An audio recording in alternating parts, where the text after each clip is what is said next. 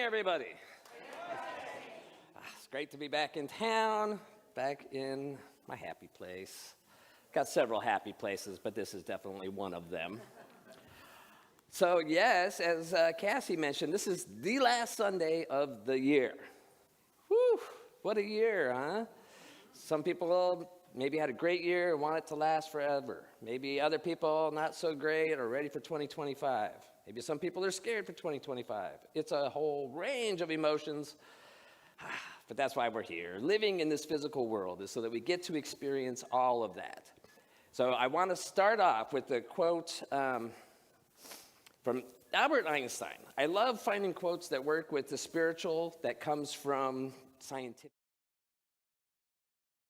together. And I think, as we learn more about the nature of reality, that more and more those two things, science and spirituality, will continue to mesh more and more because it's all the same thing. So I'm going to read it in case anybody can't see it. It's a pretty lengthy one, so sit in and buckle up. A human being is part of the whole, called by us universe, a part limited in time and space. They experience themselves, their thoughts and feelings, as something separated from the rest, a kind of delusion of their consciousness. The delusion is a prison for us, restricting us to our personal desires and to affection for a few persons nearest to us. Does that sound familiar? Our task must be to free ourselves from this prison by widening our circle of compassion to embrace all living creatures and the whole of nature in its beauty. So he's a smart man, but he was also a wise man. So at this end of the year, you may remember this before. So today we're going to kind of recap the whole year. So if this is your first time here or first time tuning in, you're going to get a whole year's worth of themes and talks all condensed into about 10 minutes. Because after that, then we're also going to do a little bit of a reflection about our own personal growth and then also releasing something from the year. That's why the bowl's up here, calling it the dissolving bowl. So I don't know if everybody got a piece of paper walking in the door. Okay, I'm going to ask if Kay, would you mind, or and Jen, okay, we did get a youth here today. Excellent.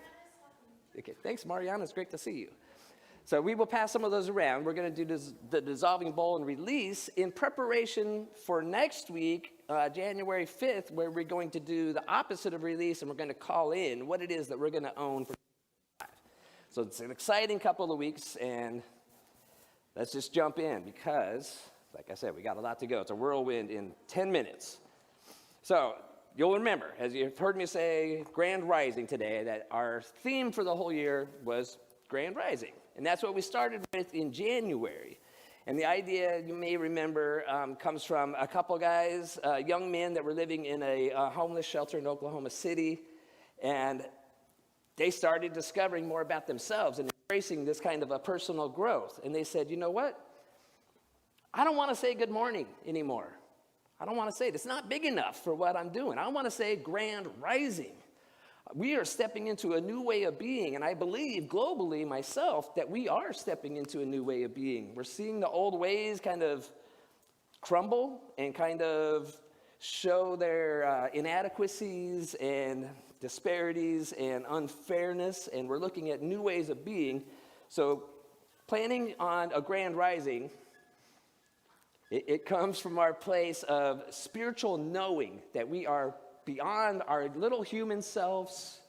We are beyond our fears, our feeling of separation. We are big enough to have that Grand Rising because we are the face, the body, the ears, the eyes of God or Spirit, whatever word you like to use, because what we are and what it is, all one in the same thing, is too big to ever worry about a label. So whatever word you like. So that was how we started off the year. And then we moved into February, and it was divine discomfort. Discomfort doesn't necessarily sound fun, but it's discomfort that moves us into action. So when we find ourselves in life and something's not quite how we would like it, we can take action. But when we're comfortable, we kind of become complacent. And if you'll reflect on the world at large, there's a lot of people that benefit from keeping the masses complacent and comfortable. That's how we know that comfort, while it's nice and enjoyable, it's great to take breaks. Comfort, to me, it shouldn't be the goal, but it is a motivator. It motivates me to want to be able to enjoy life, be comfortable, but at the same time, growth and moving closer to that thing of which we come from, self-actualization. Discomfort is the reminder. So whenever we see in life, something that we know somebody needs to speak up here. The old me, that smaller me, wants to be comfortable and but I'm not going to say anything. Or, somebody should do that. But I want to stay in my comfort, so I'm just hoping somebody else does. And so we keep kind of just letting everything else fall in place around us.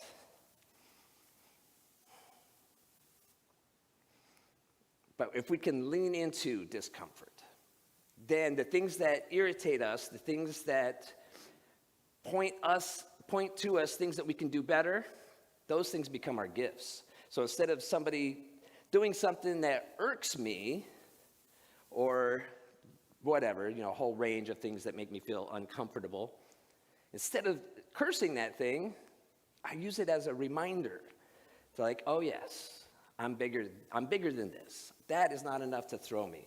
I'm so focused on what I am doing for myself, to improve myself, to expand my awareness and my consciousness, that these things on the outside that make us uncomfortable, they lose their power. So that moved us into March, which the theme was, that's how we've never done it. Instead of, that's how we've always done it, as the excuse of, why is it like that? Well, I don't know. It's just how we've always done it. If we want to see things differently, experience different things in the world, we've got to do things differently. And so one of my favorite quotes from Ernest Holmes, founder of this philosophy, was, principle is not bound by precedent. And what that means is, when we talk about the power of our minds, the power of thought to shift our perception, to create a different reality, all from changing our thoughts of how we show up in this world, that principle is always there. And we know that we can create new circumstances by doing things differently. And just because it's never been done before doesn't mean it can't be done.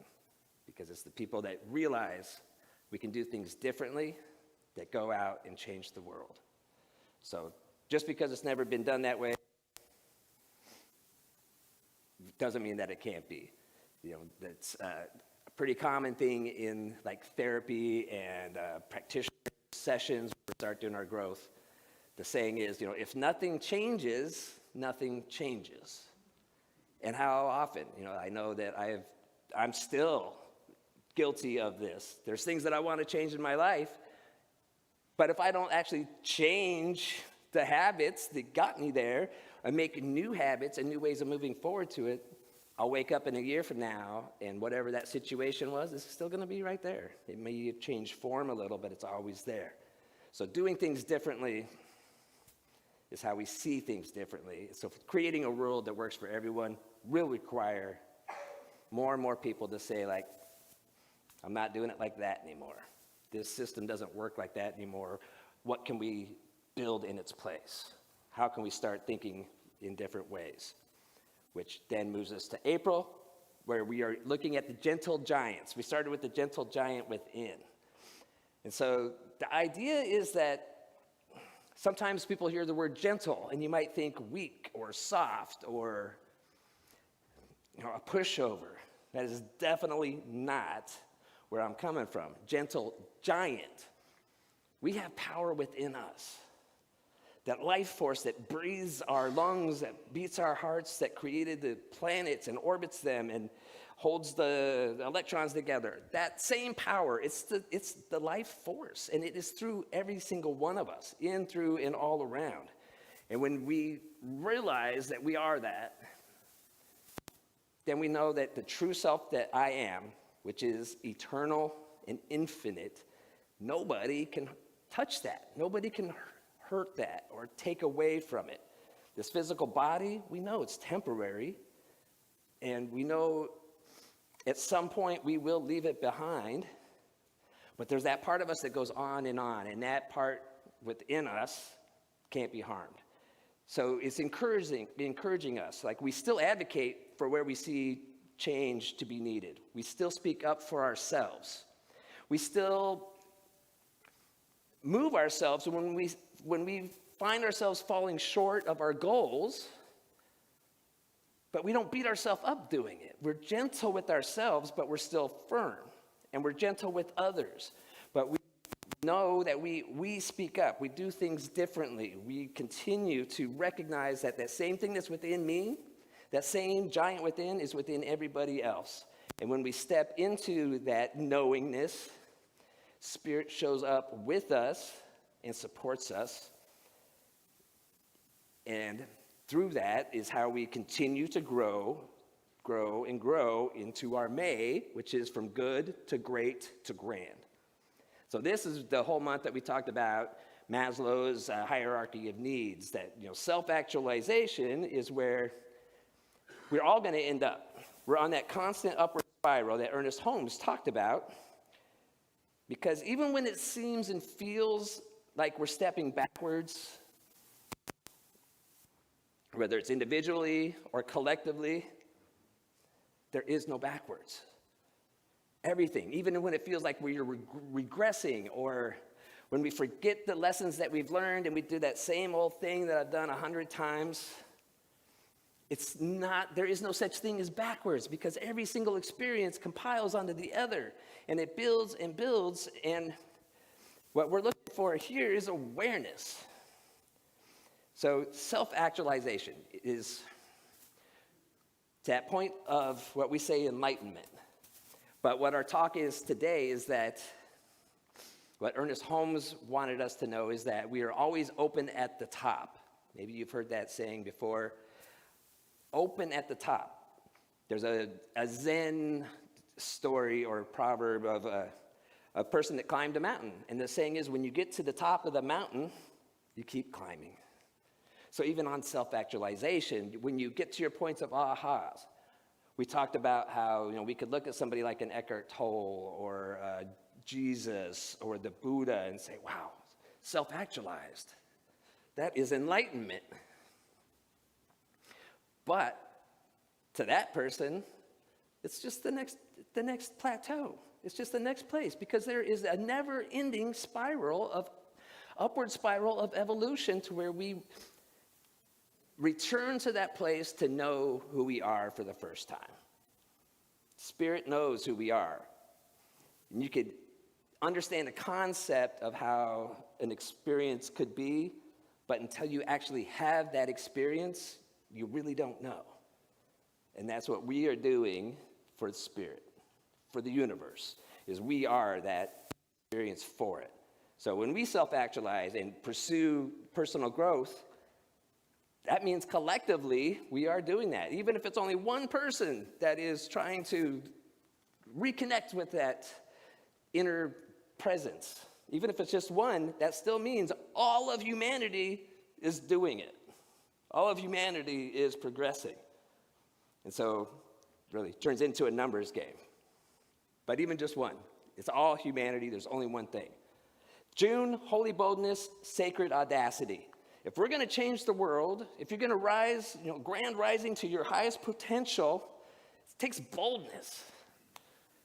Now, Virgil was a Roman poet in the BC time, 100 BC-ish, and he said that the universe favors the bold.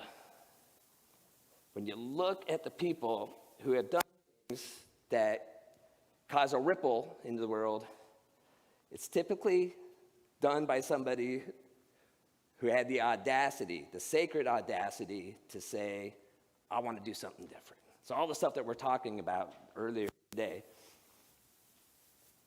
requires boldness. And so, when we want to buck the norm, when we want to create new ways of being, when we want to be a gentle giant and say, I will always choose to respond with love and compassion, even in moments of conflict, then that takes boldness, and it also takes audacity to say, I'm not playing by the old rules anymore. Which then led us to July, which is the practice makes imperfect. So here the idea was that there is no such thing as perfect. So we got to let go of the need or the desire for perfect and recognize that the reward is in the practice. The reward is in what we do. So when we do things, no matter what it is, whether it's like even just driving to the grocery store, but every time that we remember that we're part of something differently, and we take a breath and say, I'm going to let Spirit do this through me. I'm going to be a vessel for something bigger. Every time that we do that, that is the practice. So one of my favorite sayings is, don't let perfection be the enemy of the good. You know, I'll do this thing when the timing's just right. But the timing's never going to be just right. We make excuses, we downplay what's within us because it's not perfect. It's not good enough to give to the world. Don't keep it within. Don't let that perfection be the enemy of the good. Because the good is good. It's pretty good. Embracing that good. August, we went into the unstatus quo. So you've all heard of the status quo. It's where we get complacent. We've got our norms, and we say, this is how things are. This is how it's always been. Well, in the unstatus quo, we're beginning to say, let's do things in different ways. We're afraid of rocking the boat. But again, it's the people that rock the boat that really make change. That quote is popping into my head right now about, it's only the people crazy enough to think that they can change the world who actually do. So back to the boldness and back to the unstatus quo. And the old ways of being, where we talked about, might makes right, or where in order for me to get ahead, in order for me to win something, it means somebody else has to lose. That's old ways of thinking. The other way of thinking is, how do we make it a win-win? Because Spirit provides us with everything that we need. It's all here in abundant supply on this planet. But the status quo has always had us believe that there's not enough. It's scarcity. You have to take, or somebody's going to take from you. But in creating new ways of being, we can learn, I can give this much to get this of what I need, and it's just part of the abundant flow of the universe that things fall into exact places where they need to be. That is the move that we're making towards, that we're moving towards, which then, of course, takes us to September, which was the pieces into peace. How do we feel peace within when it seems like our life is falling to pieces? Is that possible? That's that knowing within. And reminding ourselves that we are that Spirit, that nothing can harm us. And so when we remind ourselves of where we come from, connect with that inner Spirit, everything out here in this world of effect becomes our gifts. All those things that bring the discomfort, all those things that bring the challenges. It's our reminder. Everything in the world is love with a capital L. Everything. Everything in all of existence. And all those things that when they happen, we're like, that ain't love. That does not feel like love. What that person did is not love. It's all love. It's all designed to bring us back to love. When we move on, this is one of the spiritual concepts that rubs a lot of people wrong. When we say something like, even Hitler went to heaven. There is no hell except for what we create and what we experience and what we perceive as hell. But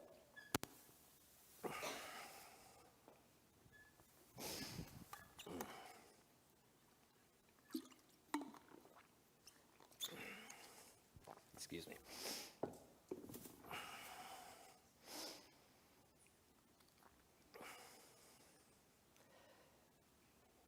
Losing my train of thought is hard. I don't know what's going on with my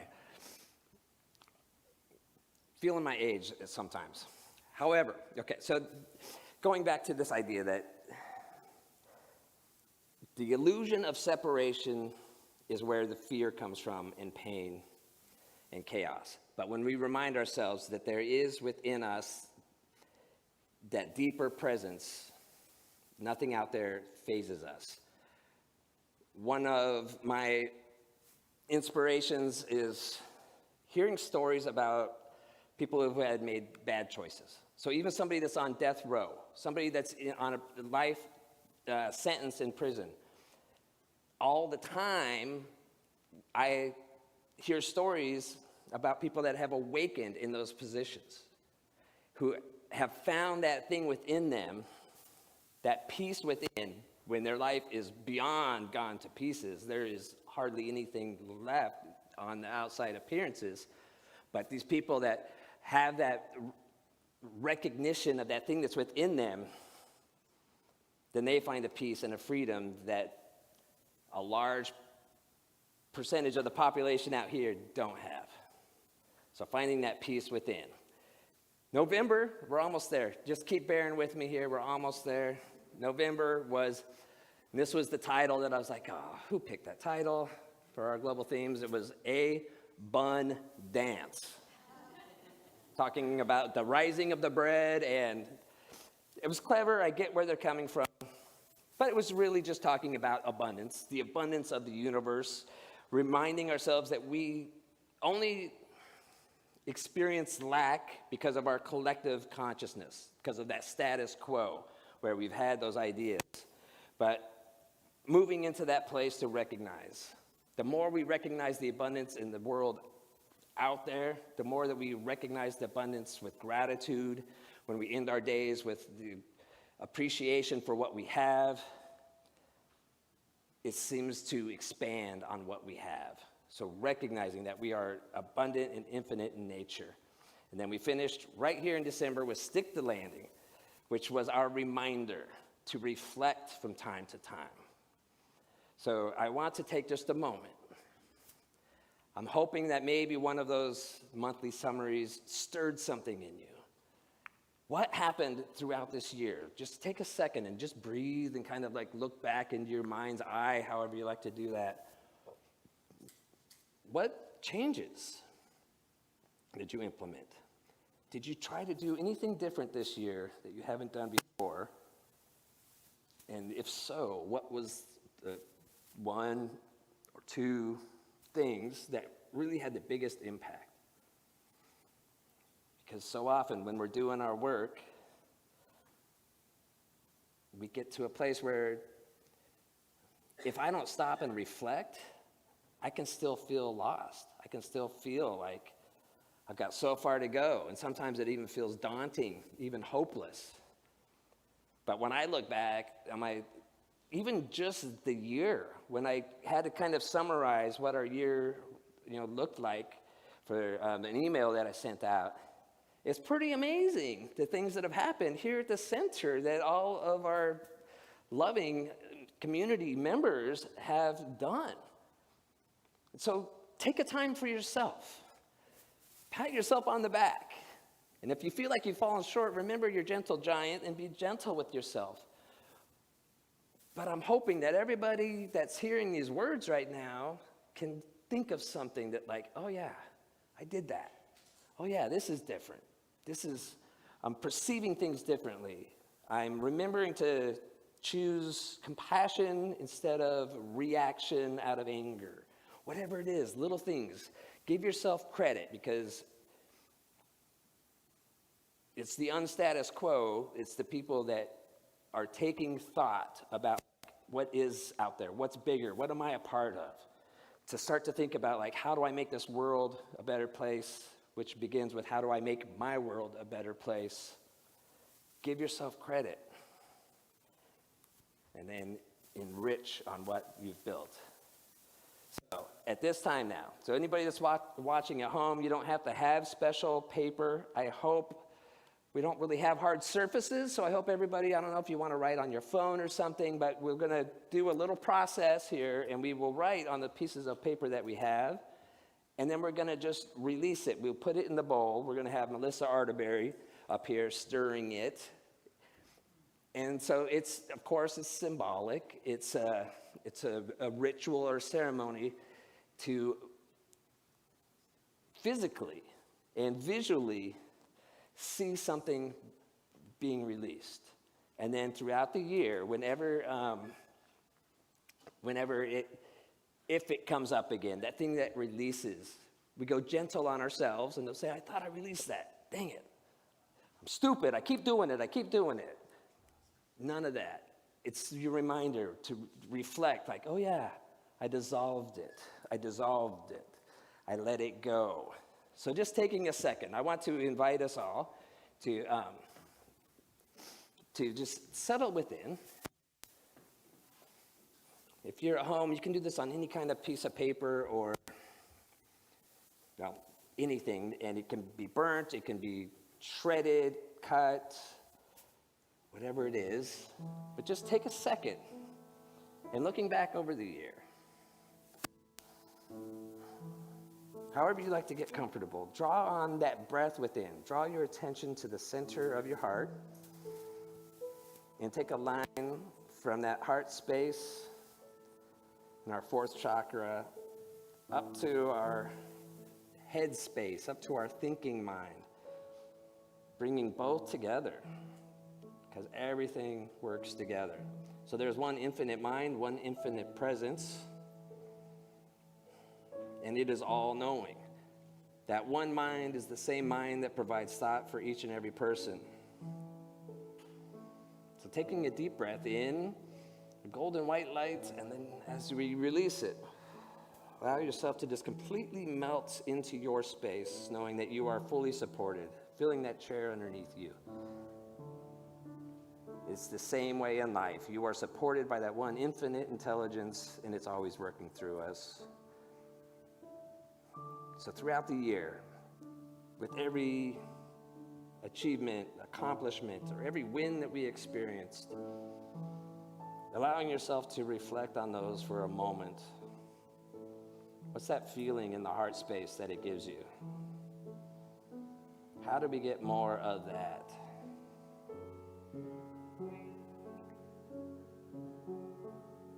Now, the things that can limit that experience are coming from the place where we forget that we are part of something bigger. So we tend to forget that. So recognizing that there's an infinite, indomitable spirit within each of us. With all those wins, what is the one thing that maybe held you back a little bit? Or what is the one thing that served its purpose, that you no longer need to experience in order to make higher choices more conducive to living a richer life, to experiencing the things that you would like to do in this world that up till now you've been reluctant? What has had you saying no? Maybe there's toxicity in your life. Maybe it's through substances or numbing, avoidance. Maybe there's toxic people in your life, that relationships that have served their purpose to now that no longer need to. Maybe it's just a way of talking to yourself.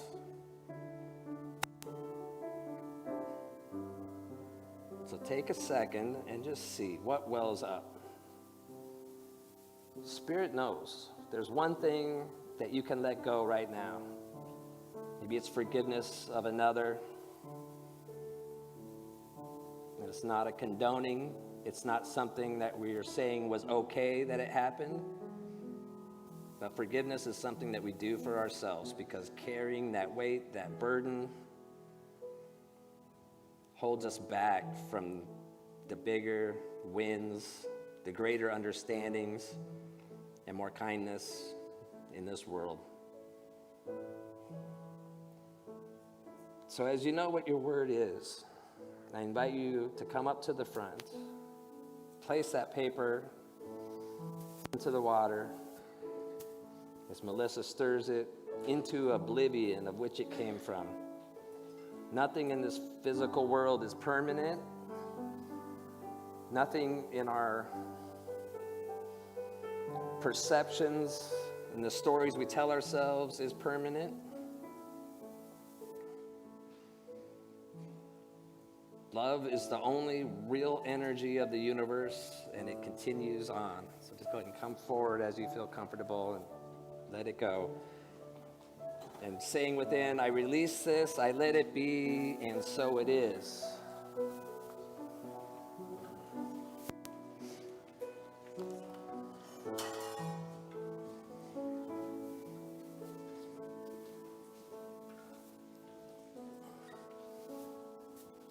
Visualizing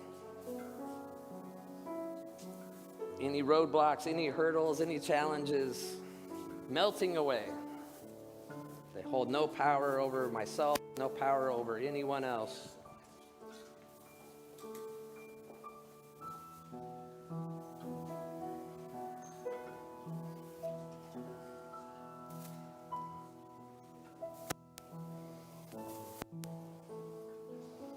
Holding this energy as we say, I release it, and what it is, we can collectively know that for one another. So visualizing everyone a little lighter, knowing that those around us are consciously and intentionally choosing to be in a different way on this planet. So while we hold that truth for ourselves of releasing, we can collectively hold it for all of us, knowing that we are calling in greater things.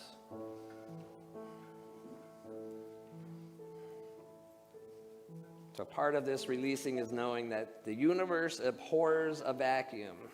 So as we release, as we seek to incorporate new things into our lives, as we seek to make changes, manifest things, by releasing, we create space for that new thing to be.